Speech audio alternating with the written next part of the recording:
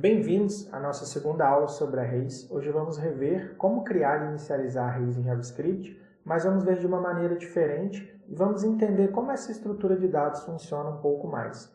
Para deixar o conteúdo mais interessante, vamos imaginar que estamos inicializando uma lista com o nome dos Cavaleiros do Zodíaco, relembrando que um array é uma estrutura de dados que nos permite armazenar uma coleção de valores sequencialmente. Assim, podemos organizar os dados de maneira eficiente e acessá-los de forma rápida e prática.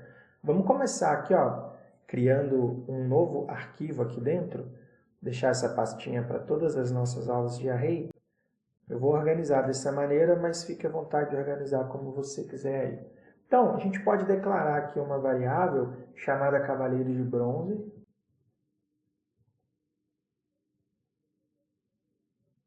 E vou colocar como exemplo 01, tá? A gente pode, quando a gente está declarando um array, a gente tem a possibilidade de começar declarando ele com a palavra reservada new também, tá? Existe isso daqui, não é a melhor maneira, a gente vai falar disso daqui a pouco, mas isso é possível. E outra coisa que também é possível é declarar um tamanho para esse array. Por exemplo, a gente poderia falar que esse array ele tem 2 índices. Se a gente viesse aqui, passasse um console log e a gente pegasse aqui nossa variável e passássemos um ponto length para ela, vamos vir aqui rodar o nosso projeto, node index 1, lembrando que você tem que colocar o nome do seu arquivo aí, a gente tem ali que ele tem um tamanho de 2, tá vendo? Se eu colocar aqui, sei lá, 100, salvar e rodar, ele tem um tamanho de 100. Então, é possível você declarar um tamanho que você quer quando você está inicializando o array. Outra coisa que a gente pode fazer também é já pegar e passar aqui os nomes dos cavaleiros, já passar um conjunto de strings com os nomes que a gente quer ter. Então, a gente poderia vir aqui e passar Seiya, a gente poderia passar, vírgula, a gente poderia passar o Shiryu, poderíamos passar também o Yoga. Poderíamos passar também o Shun. E por que não o Ikki? Beleza. Agora a gente tem 5 índices. Se a gente vier aqui e rodar, ele está falando para a gente que a gente tem 5 ali. Tranquilo de entender. Só que não é a melhor prática para a gente estar fazendo isso usando a palavra reservado. O mais interessante para a gente criar seria já passar os colchetes mesmo do array. Então, para a gente ganhar um pouquinho de tempo, vou só copiar aqui e jogar para baixo. Vamos renomear para 02. Aqui eu vou colocar também 02. A melhor maneira de fazer isso seria literalmente passando a representação do array aqui, passando os colchetes. Dessa maneira, ele segue funcionando normal, ele trouxe ali 5 para a gente, que a gente está usando ponto length, e a gente também pode pegar os nomes dos cavaleiros, né? Vamos só colocar aqui para ficar mais didático, nomes dos cavaleiros. E a gente pode estar acessando esses dados, igual a gente viu na aula anterior. E a gente também pode pegar e acessar o tamanho, né? Fazendo ou ponto length, classicão como a gente fez, ou a gente também pode fazer passando template literal aqui.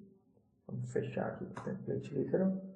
E aí antes de pegar aqui, a gente passar o dólar, envolver aqui no símbolo de objeto.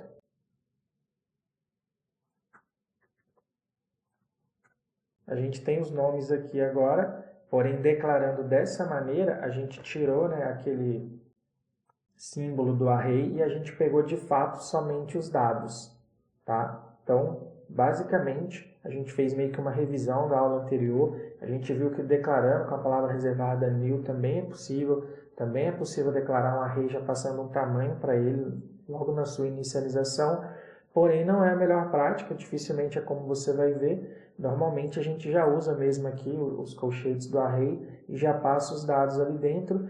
Lembra que eu falei que por boas práticas a gente é sempre tentar manter uma coleção com o mesmo tipo de dado. A gente também poderia fazer um array misto. Aqui a gente tem uma sequência de strings, mas eu poderia ter uma sequência de números também. Estou digitando no aleatório aqui, onde meu dedo bate. Poderia colocar um número aqui entre as strings também. E só colocar a vírgula. E se a gente rodar aqui no nosso terminal, funciona também, ó, um array misto com números e strings. Porém, por boas práticas, a gente está tentando manter um array só com strings. A gente está tentando manter, né, no exemplo que a gente deu na aula anterior, um array só com números. Mas é possível sim você fazer um array misto, tá? Pegando vários tipos de dados e colocando dentro do array, apesar de não ser uma boa prática. Outro exemplo que a gente pode ver aqui também seria um array de objetos. A gente poderia vir aqui embaixo e criar aqui uma let array object é igual, inicializando ele como um array, e a gente poderia passar aqui um objeto. E passar aqui uma string, né? E um number, como se ele fosse o primeiro cavaleiro. E esse array também funciona.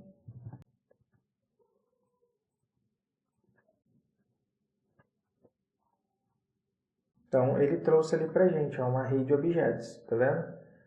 Então, tem várias maneiras de você estar armazenando dados dentro do array, e a gente vai vendo essas maneiras aqui nas próximas aulas. Vamos ter bastante aula sobre arrays ainda.